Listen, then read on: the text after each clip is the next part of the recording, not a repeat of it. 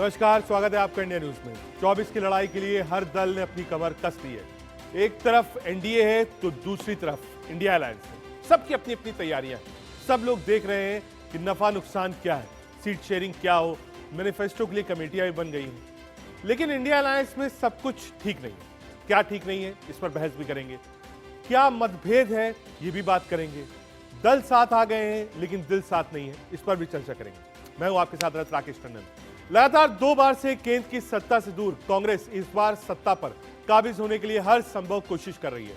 जिस यूपीए के नाम पर 2004 और 2009 में कांग्रेस को जीत मिली, उस यूपीए का नाम बदलकर इस बार इंडिया गठबंधन कर दिया गया है। लेकिन नाम के अलावा विपक्षी पार्टियों में कुछ और तय नहीं हो पा रहा है।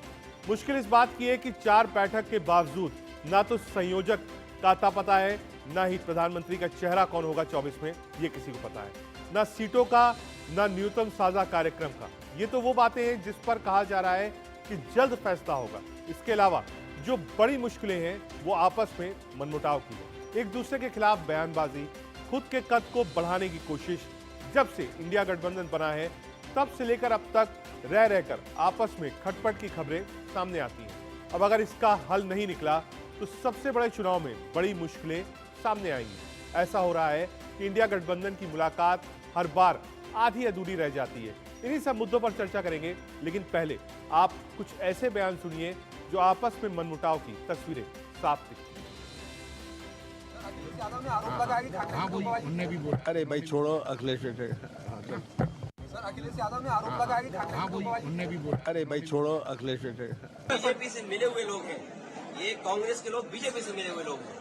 तो आपके माध्यम से कांग्रेस पार्टी को कहना चाहता हूँ, अपने चिरकुट नेताओं से हमारी पार्टी के बारे में न बुलवाएं। पब्लिक नहीं मानेगी। खड़गे फड़गे का नाम नहीं जानता है। अभी नाम बोले हैं, तुम सुने हैं, जानबो नहीं करते थे। कांग्रेस का वो राष्ट्रीय अध्यक्ष हैं खड़गे जी, तो आप बोले तो हम जान गए। उनको कोई नहीं जानता है। बड़े मुख लोग जानते होंगे, आम पब्लिक नहीं जानता है। आम पब्लिक नीतीश कुमार को जानता है। नीतीश कुमार प्राइम मिनिस्टर बनेंगे और सब कोई नीतीश कुमार को जानता है। पूरे हिंदुस्तान ने जानता है, खड़गे को नहीं जानता है। वैसे हर राजनीतिक दल का कार्यकर्ता ये चाहता है कि जो उसका नेता हो, शीर्ष नेतृत्व हो, वो प्रधानमंत्री और मुख्यमंत्री बने। इसमें कोई गलत नहीं है, लेकिन आप दूसरे के नेताओं पर अपशब्द कहें, ये कहां तक वाजिब है, वो भी जब वो आपके अलायंस पार्टनर हो। हम अपने पैनल पर चले, लेकिन उससे पहले देश का सवाल क्या है। आज देश का सवाल है, इंडिया गठबंधन में बार बार खटपट की खबरें क्यों आती हैं? इंडिया गठबंधन में एक दूसरे के खिलाफ बयानबाजी क्यों की जाती है? चुनाव नजदीक है, बड़े मुद्दों पर फैसला कब तक होगा? क्या चेहरे की लड़ाई से इंडिया गठबंधन को नुकसान पहुंच रहा है? ये सवाल है। हमारे साथ बातचीत करने के लिए भारतीय जनता पार्टी के प्रवक्ता धनंजय गिरी जी जुड़ रहे हैं। दीपक झा जी कांग्रेस पार्टी का पक्ष रखेंगे। डॉक्टर अभिषेक राय समाजवादी पार्टी के प्रवक्ता हमारे साथ हैं। और मनोज लाल दास मनु नेता जेडीयू की तरफ से हमसे जुड़ रहे हैं। और साथ ही साथ चिराग सेठी आम आदमी पार्टी के प्रवक्ता हमारे साथ हैं। सीधे दीपक आपसे ही शुरू करना चाहूंगा। आप पहली बार नहीं है, आता हूं आपके पास। एक बार धनंजय जी का रुख कर लेते हैं। धनंजय जी, एक तरफ एनडीए है, बीजेपी है, सशक्त मोड में, जो विधानसभा के नतीजे आए उससे और मजबूती मिली है, मोरल हाई है आपका।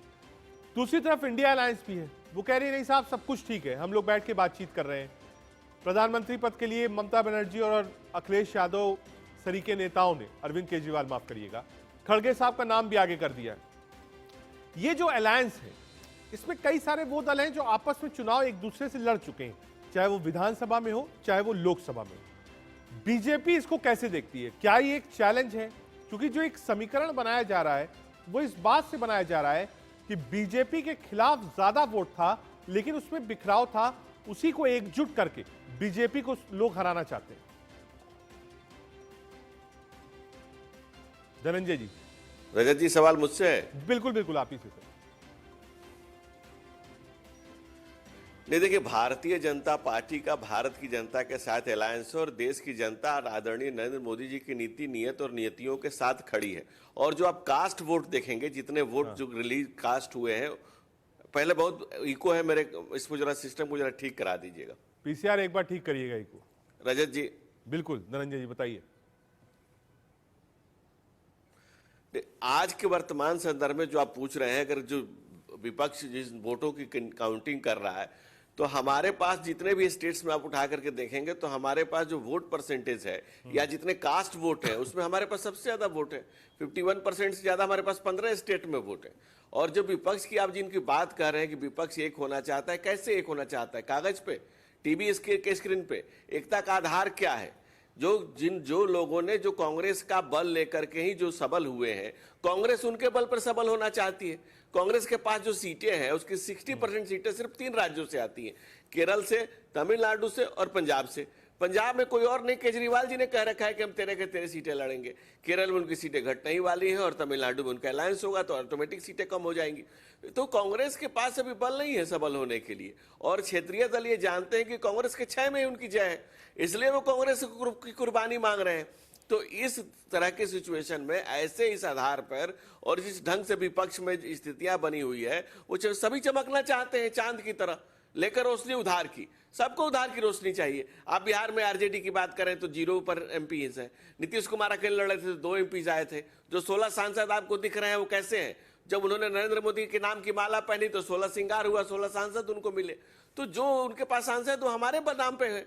तो जिन परिस्थितियों में गठबंधन को आप देख रहे हैं कि ये जून से जो झूल रहे हैं लोग, तो ये 4 बैठकें 5 बैठकें हो गई और हर बैठक के बाद कोई ना कोई नाराज हो जाता है। इतने बैठकों के बाद एक चीज तय हुआ कि इन्होंने एक नाम रख लिया, इनका नामकरण हुआ है सिर्फ इतने दिनों में। लेकिन हमारे यहाँ नीतियां हैं, नेता है, नियत है, नियमन है, राष्ट्र के विकास के उन्नयन के मार्ग प्रशस्त हैं, राष्ट्र की जनता हमारे साथ खड़ी है। भारतीय जनता पार्टी और भारत की जनता का अलायंस है। भारत की जनता ये जानती है कि हर वर्ग पर संप्रदाय से आगे उठ करके नरेंद्र मोदी जी का जो नारा है, सबका साथ, सबका विकास, सबका विश्वास, सबका प्रयास, अब तो विकास की रथ यात्रा आगे बढ़ गई। अब सब जो था मंत्र रूप में होकर के मंत्र जो आगे फलीभूत हो गया, वो गांव गांव में पहुंच रहा है। मोदी की गारंटी की गाड़ियां गांव गांव पहुंच रही हैं। अब हर गांव गरीब किसान नौजवान हमारे साथ जुड़ा हुआ खुद को महसूस कर रहा है। इसमें किसी के लिए कोई स्पेस नहीं और हताशा और निराशा की बातें हैं। प्लस उत्तर प्रदेश में क्या सपा और कांग्रेस साथ में पहले नहीं लड़े थे? पहले भी लड़े थे साथ में। आप तृणमूल कांग्रेस यानी कि ग्रास रूट कांग्रेस, वो कांग्रेस को ग्रास रूट लेवल की पार्टी ही नहीं मानती, तो कांग्रेस को कहां से स्पेस देगी? भाई तृणमूल कांग्रेस ने जो स्पेस लिया है कांग्रेस का स्पेस लिया है। महाराष्ट्र में आप जो एक सेगमेंट है उनका, राष्ट्रवादी कांग्रेस का एक सेगमेंट, वो कांग्रेस को राष्ट्रवादी ही नहीं मानता। और आप मध्य प्रदेश, छत्तीसगढ़, राजस्थान, जहां हमारे और कांग्रेस के बीच में चुनाव हुए हैं, वहां किस पार्टी का कार्यकर्ता और किस पार्टी का दल है? और जो इस तरह की बातें हुई, चिरकुट हुआ, अखिलेश, मैं उन सब बातों को दोहराना नहीं चाहता हूं, लेकिन जो शब्दहीन शब्दों की मर्यादा जो नीचे गिरी, उस राष्ट्र के एक व्यक्ति ने देखा। और ऐसे स्थिति में रजत जी, वो जो देश की जनता है करे कहां पड़े हैं चक्कर में, कोई नहीं है टक्कर में, आएंगे तो मोदी ही। तो विपक्ष को भी पता है, इसमें कोई रॉकेट साइंस थोड़ी, उनको भी पता है कि मुल्क के मन में मोदी की मूरत समाई हुई है और चुनाव के बाद मोदी जी को ही आना है। हाँ, सीटें हमारी और बढ़ेंगी, और कितना बढ़ेंगी ये चैलेंज है। दीपक को जोड़ लेते हैं। दीपक, धनंजय जी इस बात को कह रहे हैं कि आएंगे तो मोदी, कहा आपकी कोई रणनीति नहीं है, नेता एक दूसरे के ऊपर टिप्पणी कर रहे हैं। कमलनाथ अखिलेश वाली तो चलिए मध्य प्रदेश की बात चुनाव की पुरानी हो गई। अभी आप देखिए जेडीयू के विधायक, उन्होंने क्या टिप्पणी करी, कौन खड़गे वड़गे, नीतीश को बनाइए। नीतीश बाबू नाराज होकर चले गए, फिर फोन पर बातचीत हुई, अभी तक संयोजक यानी कन्वेनर तय नहीं हो पाया है। जब खड़गे जी का नाम आगे किया ममता बनर्जी और अरविंद केजरीवाल ने, तो भी आपके 2 लीडर्स जो थे इंडिया अलायंस के, उन्होंने कहा नहीं साहब ये क्यों कर रहे हैं, कैसे चलेगा मामला? जी देखिए, भाजपा प्रवक्ता यहाँ पे शब्दों की लपटेबाजी कर रहे थे, शब्दों की लफबाजी कर रहे थे। ये देखिए ना, ये किस तरीके के लोगों का दल है भाजपा। ब्रजभूषण शरण सिंह बलात्कारी, जिसके ऊपर आरोप लग चुका है, दिल्ली पुलिस ने केस दर्ज कर चुका बाकायदे, वो बलात्कारी मोदी के गले का कंठ का हार बना हुआ है। मीनाक्षी लेखी जो किसानों को कहती है वो मवाली है। प्रज्ञा ठाकुर जो कहती है तलवार चलाना सीख लो, अपने हाथों में डंडे और तलवार लेके चलो। साक्षी महाराज, और सबसे बड़ा संसद के अंदर इनका जो गुंडा सांसद बैठा हुआ है, जो शब्दों की, भाषा की नीचता के स्तर पे गिर जाता है और कहता है भड़वा है, दल्ला है, कटुआ है, मुल्ला है। ये शब्द संसद के अंदर कहे गए हैं। तो ये शब्द क्या है?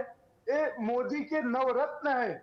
अब आप ये देखिए, मोदी के नवरत्न ऐसे गुंडे हैं, ऐसे मवाली हैं और ऐसे लप्पेबाज सांसद हैं। इनसे मोदी जी चुनाव जीतना चाहते हैं। मोदी जी, अब आप देश को ही बताइए, आपने नीति की बात करी थी, आपकी नीतियां कहाँ हैं? देश की जो जीडीपी थी, डॉक्टर मनमोहन सिंह जी जब प्रधानमंत्री से गए थे तब 8% थी, आज मोदी जी उसको 7% की धरातल पे ले गए हैं। तो बात यह है कि धनंजय गिरी हो या इनके पार्टी के लोग हो, मुद्दों पे बात नहीं करेंगे। अब देखिए, दूसरी सबसे बड़ी विषम बात मैं आपको बताना चाहता हूं रजत भाई, पूरे देश ने देखा किस तरीके से इन्होंने कहा राष्ट्रपति का, उपराष्ट्रपति जी का अपमान हो गया। भाई, आप जातिगत जनगणना कराने से कतराते हो, आप जातिगत जनगणना से परहेज करते हो, ठीक है। लेकिन इनके दीपक, बनाए हुए विपक्ष के इनके रूप में आपने 4-5 पॉइंट्स उठाए, मुझे कोई आपत्ति नहीं, मैंने आपको रजत जी, मैं अब ये जानना रजत चाहता जी। आ रहा हूं धनंजय जी, एक मिनट। मैं ठीक है, ये सारे इश्यूज पे हम डिबेट कर चुके हैं, चाहे वो बिदुड़ी का इशू हो या जितने इश्यूज आप, मैं कह रहा हूं ये जो तत्काल रिफ्ट है अलायंस के बीच में, अगर आपने ना सुना हो, जो जेडीयू विधायक ने कहा कि ये एक बार फिर से प्ले करा दूं, ये क्यों हो रहा है? नाराजगी क्यों? कई बार लोग प्रेस कॉन्फ्रेंस में नहीं बैठते हैं, चले जाते हैं, संयोजक का नाम, उस पर थोड़ा प्रकाश डालिए। बात यह है रजत भाई, सबसे बड़ी बात है कि अभिव्यक्ति की आजादी, बोलने की स्वतंत्रता राजनीतिक दलों में और संगठनों में होना चाहिए। अगर अपनी अपनी पार्टी के लोग अपने अपने नेताओं के नेता को चाहते हैं कि प्रधानमंत्री, मैं चाहता हूं मेरे नेता खड़गे जी हैं, मेरे नेता राहुल गांधी जी हैं, तो मैं सबको चाहता हूं मेरी पार्टी के नेता बने, लेकिन सामंजस्य एक नाम पे बनाना पड़ेगा। वो बन रहा है, उस पर बात हो रही है, चर्चा भी हो रहा है, चिंतन भी हो रहा है, मनन भी हो रहा है, और एक रिजल्ट आएगा। अभी चुनाव में 6 महीने बाकी है।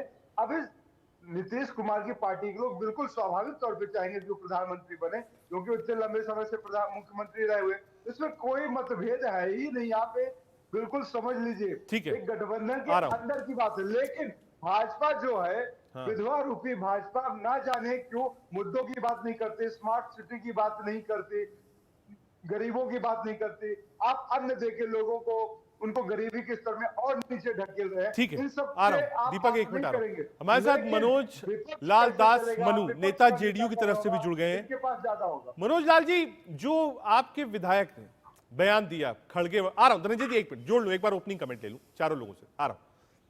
मनोज जी, जो आपके नेता ने कमेंट दिया खड़गे वड़गे वाला, ठीक है, मैं एज अ पॉलिटिकल पार्टी आप कह सकते हैं कि नीतीश बाबू मुख्यमंत्री हैं, वो पीएम मटेरियल है, इसमें कोई गलत नहीं है, दीपक भी इस बात को मानते हैं। लेकिन जब आप कांग्रेस के अध्यक्ष के बारे में आप शब्द कहते हैं, तो ऐसा क्यों? क्या कोई रिफ्ट है जेडीयू और कांग्रेस के बीच में स्टेट और नेशनल अलायंस को लेकर? देखिए राजेश जी, सबसे बड़ी बात है कि खड़गे साहब के बारे में कोई गलत शब्दों का इस्तेमाल नहीं किया गया। हो सकता है कि जो व्यक्ति बोले हो उनको नहीं पता हो, ये भी तो सभी को सभी चीज थोड़े पता होगी। यहाँ कोई उन्होंने गाली खड़गे साहब को नहीं दिया, उन्होंने अपनी बात को रखा कि उनके स्थान पर नीतीश जी प्रधानमंत्री हो तो अच्छा रहेगा, उन्होंने ये कहा। और जिस तरह से राजभर जी ने मोदी जी को गाली दिया, योगी जी को गाली दिया, वह आज उनके साथ हैं, तो हमारे विधायक ने कहा उनको नहीं कहना चाहिए। मैं इस बात को भी मैं स्वीकार करता हूं, परंतु उन्होंने कोई गाली गलौज की भाषा को नहीं अपनाया है, और इनके यहाँ तो हमेशा गाली गलौज की भाषा को अपनाया जाता है। तो इसीलिए इस पर बहुत ज्यादा, और हर विधायक को, हर कार्यकर्ता को अपनी बात कहने का अधिकार है। कोई भी कुछ बोल सकता है, ये लोकतंत्र में है, बोलने की अभिव्यक्ति है। लेकिन इस अभिव्यक्ति के साथ कोई गाली गलौज की अगर बात होती, किसी को कोई गाली दिया होता, जैसे इनके मोदी जी के लिए, योगी जी के लिए राजभर ने बहुत कुछ कहा था, ऐसा हमारे यहाँ किसी ने नहीं कहा। उन्होंने अपनी दिल की बातें रखी है, तो इसमें हमें लगता है कि कोई बहुत बड़ी बातचीत नहीं है। दूसरी बात, अभी आपने कहा कि लोग प्रेस कॉन्फ्रेंस में नहीं आए, तो प्रेस कॉन्फ्रेंस में नहीं आए, इससे क्या हो गया? पटना की बैठक हुई, अरविंद केजरीवाल जी चले गए, प्रेस मीडिया में आया कि वो गर्म हो गए, वो गुस्सा गए। दूसरे जगह मीटिंग हुई, वहां भी प्रेस कॉन्फ्रेंस। ठीक है, आ रहा हूं आपके पास एक बार चिराग सेठी पर। चिराग, इसके साथ साथ जो सीट शेयरिंग है, उसको भी लेकर बहुत अपवाद है कि सीट शेयरिंग कैसे हो, क्योंकि आप आम आदमी पार्टी को रिप्रेजेंट कर रहे हैं। मैं आपसे बहुत सेंट्रिक सवाल पूछूंगा। दिल्ली में आम आदमी पार्टी और कांग्रेस है, अगर आप इंडिया अलायंस की बात करिए, और पंजाब में भी यही स्थिति है, यही दो दल है। क्या अलायंस के लिए आपका कैडर तैयार है? क्योंकि आप देखिए, जो कांग्रेस का कैडर है दिल्ली और पंजाब को कह रहा है हमें अलायंस नहीं चाहिए साहब, हमको आम आदमी पार्टी के साथ अलायंस नहीं करना, हमें अकेले चुनाव लड़ना है। आम आदमी पार्टी इसको कैसे देखती है? और अलायंस होता है तो उसमें बड़ा और छोटा कैसे नियमित तय होगा? रजत जी देखिए, इस तरह के जो डिस्कशंस है वो आप और मैं न्यूज चैनल पर बैठकर नहीं करेंगे। ये शीर्ष नेता जब बैठेंगे, डिस्कशंस होगा, देखिएगा किसका स्ट्रांग होल्ड कहां पर है, किसको कितने वोट मिल सकते हैं और वन ऑन फाइट कौन कौन से कैंडिडेट कहां पर लड़ सकते हैं, उसका डिस्कशन तब होगा। देखिए, आज हम इंडिया अलायंस में सीट शेयरिंग की बात कर रहे हैं। क्या भाजपा की सीट शेयरिंग हो गई है? ओपी राजभर जी को कितनी सीट मिलने वाली है? अनुप्रिया पटेल जी की पार्टी को कितनी सीट मिलेंगी? एलजेपी आर को कितनी सीट मिलने वाली है? देखिए, अभी कहीं भी सीट्स का अलायंस नहीं हुआ है, अभी सिर्फ एक अलायंस बने हैं। हमने भी एक अलायंस बनाया, हम आज बात कर रहे हैं। उसके पीछे एक साइंटिफिक डेटा होगा कि कौन सी सीट पे कौन कितना स्ट्रांग है, किसके पास क्या वोट पावर है, कितने लोग सपोर्ट कर रहे हैं, उसके बेसिस पे एक नंबर निकाला जाएगा। आज हम ये बैठकर यहाँ पे डिस्कस कर ले कि हमें यहाँ पे इतनी सीट मिलेंगी, हमें वहां पे उतनी सीट मिलेंगी, शायद वो गलत होगा। अभी सारे नेताओं को बैठना पड़ेगा, जो पूरी कमेटी बनेगी वो कमेटी डिसाइड करेगी कि दिल्ली में कितनी सीटें लड़नी है, पंजाब में कितनी लड़नी है, कर्नाटका में कितनी लड़नी है, केरला में कितनी लड़नी है। और यहाँ पे हम इंडिया अलायंस की बात कर रहे हैं। बहुत सारे दल इकट्ठे होकर आज आए हैं, आज बात कर रहे हैं, और इसका डर आपको कहीं ना कहीं भाजपा में बार बार दिख रहा है। तभी आज इंडिया अलायंस में ये क्यों नहीं? अरे आप बता दीजिए ना, आप अपने अलायंस पार्टनर्स को कितनी सीटें दे रहे हैं? आपके एजेंडा अपने अलायंस पार्टनर्स के साथ क्या है? आप तो अलायंस पार्टनर्स का नाम भी नहीं ले रहे हैं। हम तो बात कर रहे हैं, हम तो आके अब बता रहे हैं कि हमारी ये डिस्कशंस है। और हमारे नेता हमारा जो कार्यकर्ता है, वो हर कार्यकर्ता चाहता है कि मेरी पार्टी का जो सबसे बड़ा नेता है उससे सबसे बड़ा पद मिलना चाहिए। तो इसमें कुछ गलत नहीं है। ठीक है, पर यही बात अगर आप भाजपा में जाके बोलेंगे तो उस पार्टी का ही कुछ ठीक नहीं है, रहेगा, आ रहा नहीं हूं निकाल देंगे। दीपक आपके पास पे आ रहा हूं एक बार फिर से धनंजय गिरी जी के पास। धनंजय, दो तीन चीजें थी। आपने मनोज जी को सुना, उन्होंने कहा कि भाई अभिव्यक्ति है, जो कैडर है वो चाहता है कि उसका नेता जो है वो शीर्ष पद पर हो। कहा कोई गलतफहमी नहीं है। चिराग भी कह रहे हैं कि साहब अलायंसेस में सीट किसको कैसे मिले वो विनेबिलिटी भी एक बड़ा आधार है, हम लोग कह लेंगे। यानी एक मोटा मोटी आप देखिए तो जेडीयू, कांग्रेस, आप तीन पार्टियों के प्रवक्ता हैं हमारे पास पैनल में, इनमें आपसी कोई मतभेद नहीं है। ये लोग कह रहे हैं हम लोग साथ में कर लेंगे, और यही पिक्चर एक पोर्ट्रे की जा रही है। रजत जी, जैसे आपने बात की, बहुत अच्छे से बात की, और सारे प्रवक्ताओं को मैंने बहुत ध्यान से सुना। मैं बिंदुवार सबके जवाब दे देता हूं। आप मेरी बात को सुन लीजिए। मैं ये बता रहा हूं आपसे कि क्या भारतीय जनता पार्टी के किसी एलाइज ने कहा है कि मैं इतनी सीटें लड़ूंगा? बिल्कुल नहीं कहा है। और आम आदमी पार्टी के अरविंद केजरीवाल जी ने पंजाब में खड़े होकर के कहा कि हम 13 की 13 सीटें लड़ेंगे। पहली बात। दूसरी बात, जदयू में नीतीश कुमार जी खुद कई बार पोस्टर लगाते हैं और पोस्टर गिराते हैं। कई बार उन्होंने कहा कि अरे हमारे मन में तो कुछ नहीं, हम कन्वेनर नहीं बनना चाहते हैं, लेकिन उनके राष्ट्रीय अध्यक्ष के साथ उनकी तस्वीर लगती है और वो लिखा जाता है कि अगर विजय चाहिए तो एक निश्चय चाहिए, एक नीतीश चाहिए। तो चाहे उनकी संख्या बल जो हो, चाहे वो भारतीय जनता पार्टी के कभी कमल से लटके थे, आज ललटेन से टंगे हुए हैं, लेकिन उनकी इच्छाएं हैं और ये लगातार वो व्यक्त कर रहे हैं। उसके अलावा जो शब्द का इस्तेमाल किया गया राष्ट्रीय अध्यक्ष के लिए कांग्रेस का, हम सम्मान करते हैं, क्योंकि हमारे पास शब्द है, शब्दों की लफाजी, इसलिए गाली नहीं दे सकते हम कांग्रेस के प्रवक्ता की तरफ कि जो उन्होंने कहा विधवा। अरे हम लोग तो, आप जो विधवा है उनको भी नहीं कहते, उनको भी सम्मानित, किसी की माँ है, किसी की बहू है, आप एक पार्टी के लिए ऐसे शब्दों का इस्तेमाल करते हैं। दूसरी बात, जो जीडीपी की रही मनमोहन सिंह जी के समय में, दो बार 2 सालों में 2008-9 और 9-10 लगातार डबल डिजिट इन्फ्लेशन रहा। और लगातार आप देख करके देखिए, जो 10वीं अर्थव्यवस्था थी भारतीय जनता पार्टी ने जब शासन में आई, और आज 5वीं अर्थव्यवस्था। कोई हमारा घर में बैठकर डाटा नहीं छापे, इंटरनेशनल रेटिंग में डाटा। यूएनडीपी का डाटा है कि 13.5 करोड़ लोग गरीबी रेखा से ऊपर आए। यूएनडीपी का डाटा है कि 1% लोग अति गरीबी से ऊपर है। 16,35,306 करोड़ की 2013 में इकोनॉमी थी, आज 45,03,470 करोड़ की इकोनॉमी है, यानी कि लगभग 3 गुना इकोनॉमी बढ़ी है। पीपीपी पर पावर परचेजिंग कैपेसिटी तीसरे नंबर पर भारत की आ गई है। इसके अलावा 120 सैटेलाइट लॉन्च हुए हैं, 66 एयरपोर्ट बने हैं, 500% का इंफ्रास्ट्रक्चर में विकास हुआ है, और आप कह रहे हैं कि भाई क्या हुआ है, आपको पता ही नहीं है।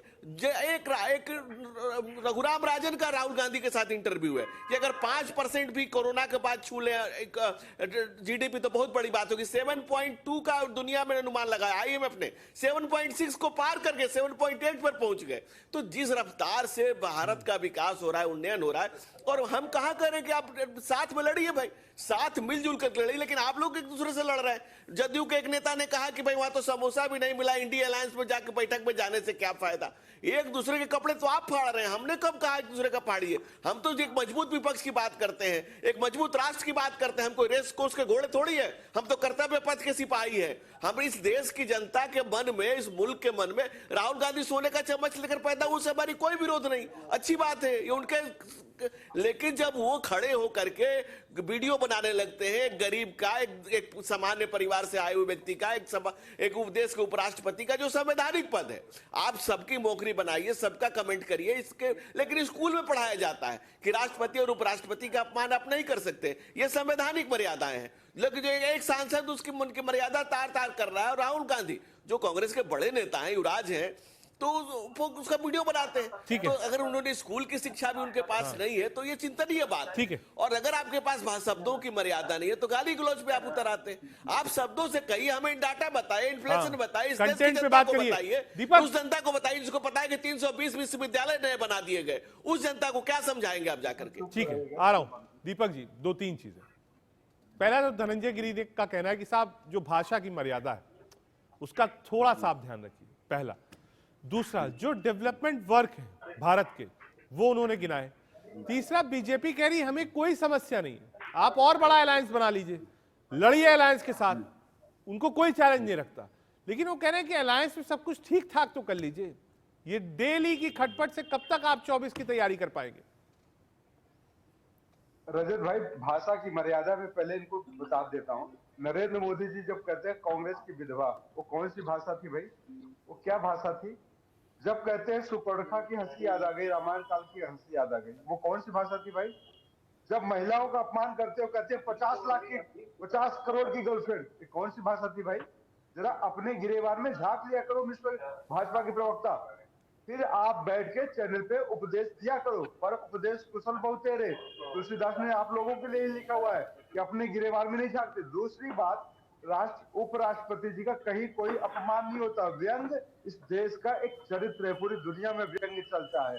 अगर मिमिक्री क्राइम है, अपराध है, तो आप सजा दे दीजिए, यहाँ बैठ के रोना मत रोइए। तीसरी बात मैं कहूंगा आपको, इस देश में राम भगवान का भी चरित्र का प्रायोजन किया जाता है, रामायण की भी कथा सुनाई जाती है, और फिर तो आप कहते हैं मेरा कितना भी अपमान कर लो, मैं अपमानित होने वाला नहीं हूँ। यही उपराष्ट्रपति महोदय जी नरेंद्र मोदी जी को विष्णु जी का अवतार कहते हैं और फिर अपना अपमान बताते हैं। और दूसरी बात, आप लोग जातिगत जनगणना, मैंने पहले भी कहा, फिर से कह रहा हूं कि जातिगत जनगणना से आप दूर भागते हो, फिर अभी बैठ के कहते एक विशेष समुदाय, जाट समुदाय का अपमान करते हो। देश की बेटियां जो देश के लिए गोल्ड मेडल जीती हैं, उनका अपमान करते हो तो जाटों का अपमान नहीं होता है। 700 किसान शहीद हो जाते हैं, जाट किसान भी उसमें बहुतायत संख्या में होते हैं, तब जाटों का अपमान नहीं होता है। तब आपकी आत्मा मर गई थी, तब आप स्वप्नावस्था में थे या जागृत अवस्था में थे या सुसुप्त अवस्था में थे? कौन सी अवस्था में थे आप बताइए?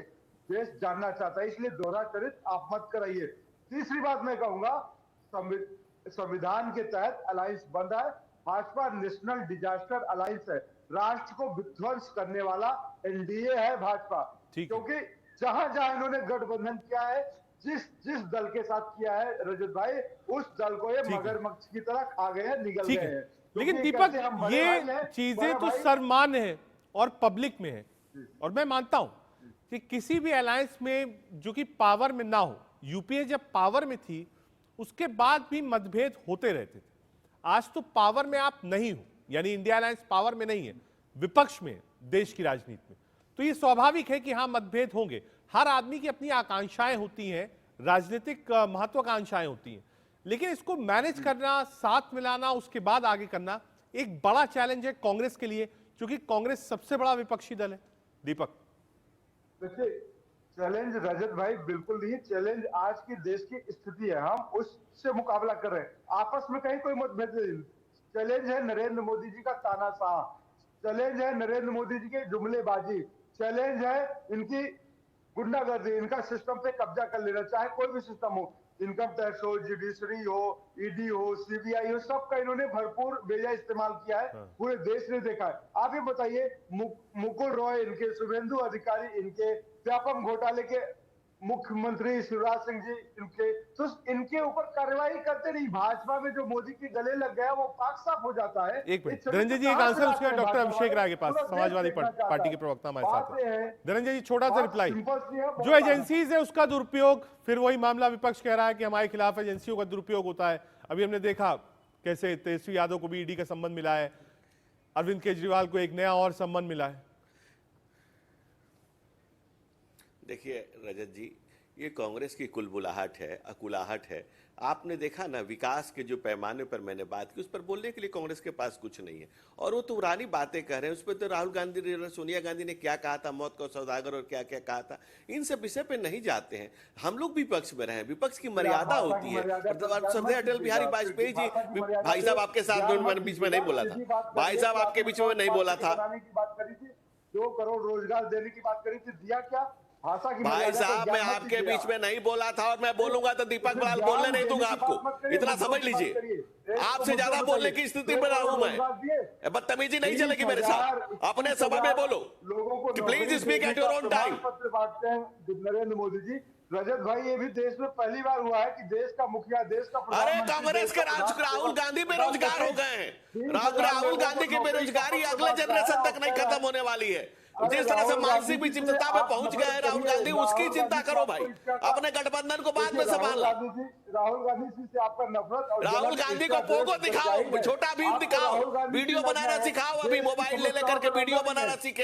अभी पोगो छोटा भीम खेलने की उम्र है। कहा उनको संसद में भेज दे रहे हैं, कभी कभी कोर्ट उनको बाहर कर दे रहा है, कभी कोर्ट उनको भीतर कर रहा है। अभी तो भीतर बाहर हो रहा है। अभी उत्तर, अभी अमेठी से उखड़ गए, अभी वहां जाकर वायनाड से बाय बाय हो जाएंगे, तो फिर क्या करेंगे? फिर पूरी तरह से बेरोजगार हो जाएंगे। राहुल बाबा राहुल बाबा 45 सांसदों को संसद भवन से बाहर क्यों निकाला? अरे कांग्रेस के कुछ चरित्रों ने ही तो कांग्रेस को खत्म किया है। कांग्रेस कहीं नहीं है। कांग्रेस जो राजनीति की रेस से शेष हो चुकी, उसी का नाम कांग्रेस है। राजनीति की रेस से शेष हो चुकी, उसी का नाम कांग्रेस है। और कांग्रेस आज उन दलों के पास हाथ जोड़कर खड़ी है जिन लोगों ने कांग्रेस को अमरबेल की तरह चूस लिया है। वो चाहे तृणमूल कांग्रेस हो, चाहे राष्ट्रवादी कांग्रेस हो, चाहे सपा हो, चाहे बसपा हो, वो तमाम वो लोग दल जिन्होंने कांग्रेस को कर दिया निर्बल। कांग्रेस आज घुटने के बल के लेट कवरी से मांग रही है कि कुछ दो बल।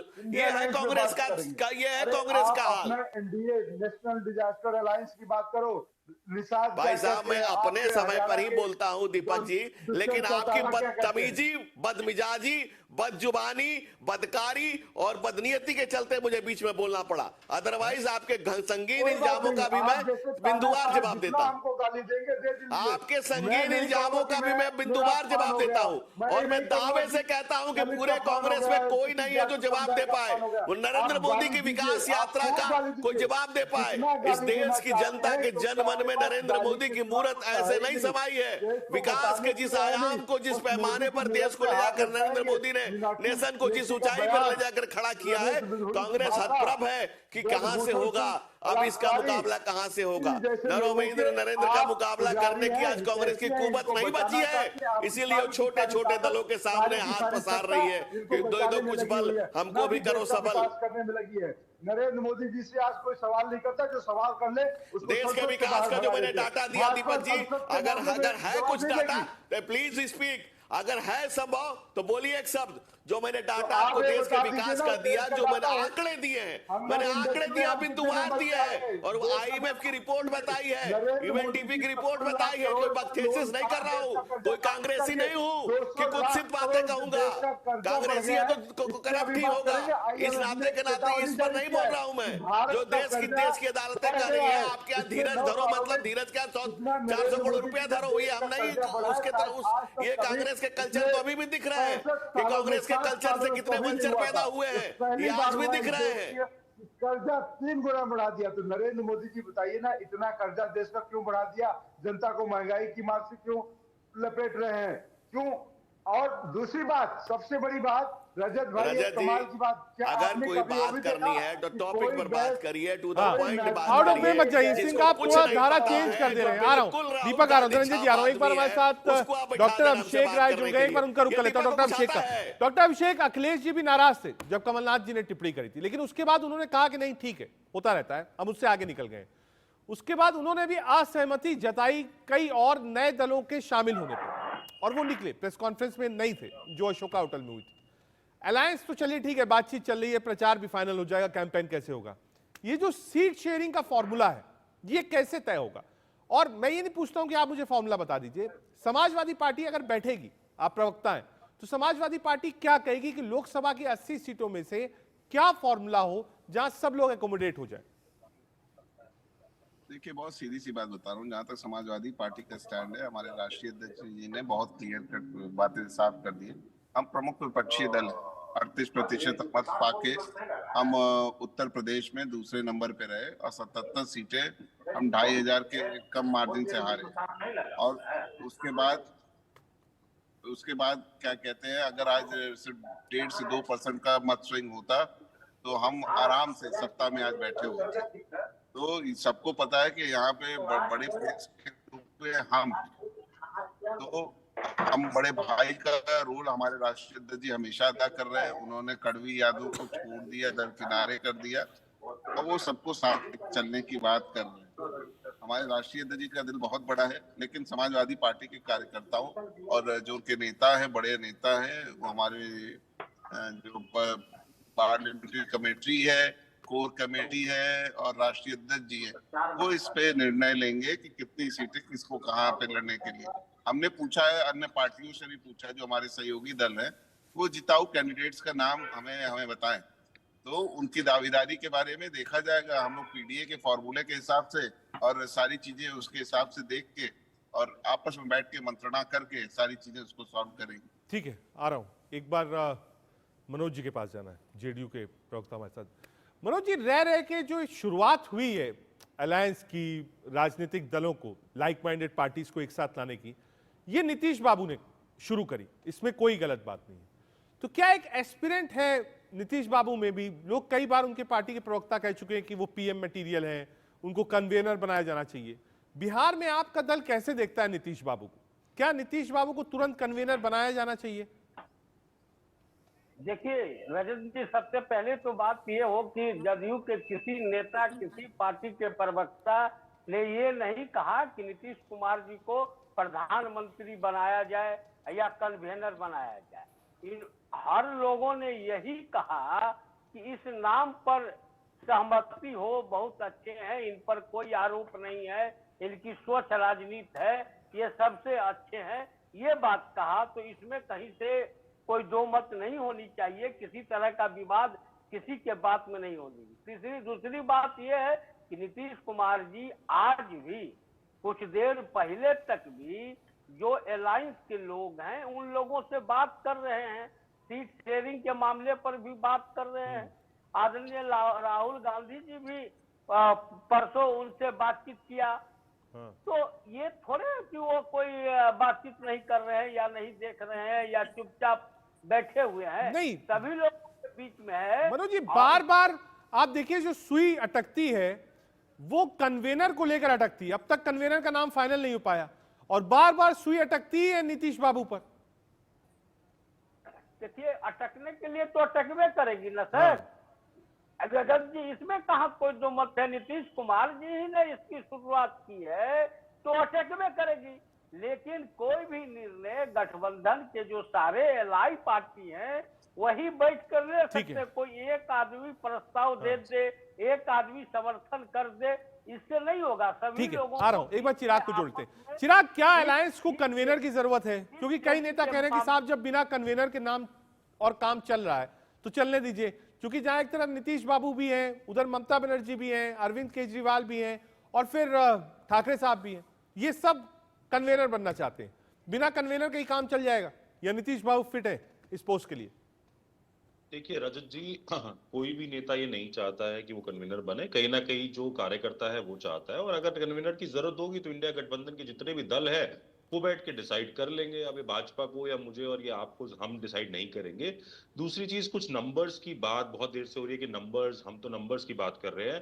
तो भाजपा ने खुद अपने मैनिफेस्टो में लिखा था 5 ट्रिलियन डॉलर की इकोनॉमी 2022 तक, वो आज तक नहीं हुई। एक बड़ी खबर आ रही है आपको रोकता हूं, राहुल गांधी का फिर, इस वक्त की बड़ी खबर आपको बता दूं, राहुल गांधी का फिर मोदी सरकार पर निशाना। इस वक्त की बड़ी खबर आपको बता रहे हैं, हार्वर्ड यूनिवर्सिटी के छात्रों के साथ राहुल गांधी ने बातचीत करी है। 15 दिसंबर को राहुल गांधी ने की थी बातचीत, हार्वर्ड के छात्रों के साथ बातचीत का वीडियो जारी किया है। राहुल ने भारतीय लोकतंत्र पर उठाया है सवाल, भारत में निष्पक्ष लोकतंत्र नहीं है, यह राहुल गांधी ने कहा है। भारत में वास्तविक लड़ाई जात की है, सरकार के नियंत्रण में मेरा सोशल मीडिया है, ये 4-5 बड़े आरोप लगाए। और हार्वर्ड के स्टूडेंट्स थे, 15 तारीख को वो दिल्ली में थे और उनसे बातचीत की थी। हालांकि जो ग्रुप ऑफ स्टूडेंट्स थे, इन्होंने कई और लीडर्स और सेलिब्रिटीज से मुलाकात करी थी, लेकिन इसका वीडियो जो था वो खुद राहुल गांधी ने ही अपने घर पर ही शूट किया था और उसको आज रिलीज किया। Job is destroying the lives of the opposition. So that's the paradigm we're in. I didn't walk 4,000 kilometers because, I like walking 4,000 kilometers.